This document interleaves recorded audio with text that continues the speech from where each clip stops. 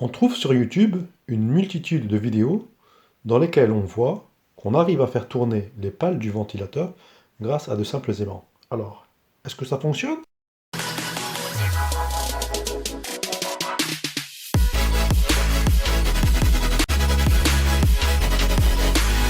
Pour faire cette vidéo, je vais avoir besoin d'un ventilateur qui se présente comme ça, également de quelques aimants, de petits aimants comme ça,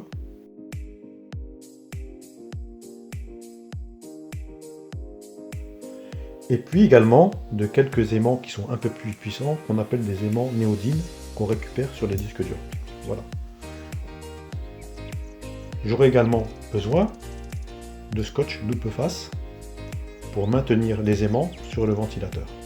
Et l'objectif est de faire tourner les pales du ventilateur grâce aux aimants.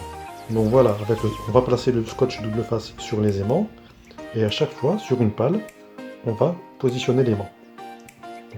On va faire ça sur plusieurs pales. Voilà. On les positionne toujours en le centrant à peu près dans la même position.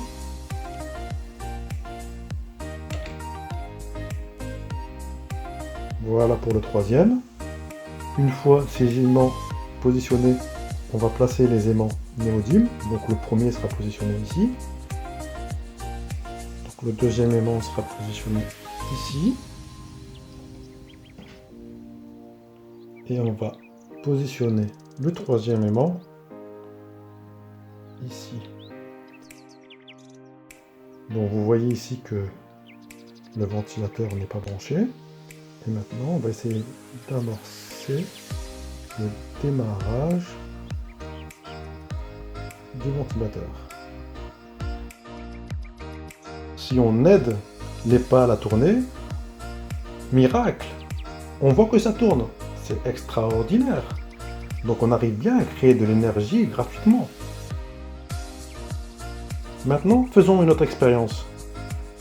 On va enlever tous les aimants, on enlève les aimants un par un, et on regarde si ça peut à nouveau tourner.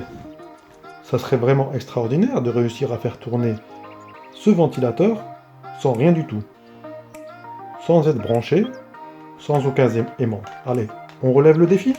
Voilà cette petite vidéo pour vous expliquer qu'il ne faut pas croire tout ce que l'on voit. Faire de l'énergie gratuite, si c'était possible, on n'aurait pas des centrales nucléaires ou des éoliennes. C'est simplement du montage. Hein. On fait croire que on arrive à faire tourner les pales avec un aimant, alors que simplement il y a forcément derrière une petite astuce. Cette vidéo est la première d'une série de vidéos où je vous explique que les énergies libres, c'est pas si facile que ça. Le magnétisme, c'est un phénomène physique, ce n'est pas un phénomène électrique. En tout cas, il n'y a pas d'apport d'énergie qui permettrait de faire tourner un ventilateur. Encore que, si on arrivait à faire tourner ce ventilateur, arriverions-nous à alimenter quoi que ce soit par l'intermédiaire de ces deux fils? Ce sera l'objet de ma prochaine vidéo.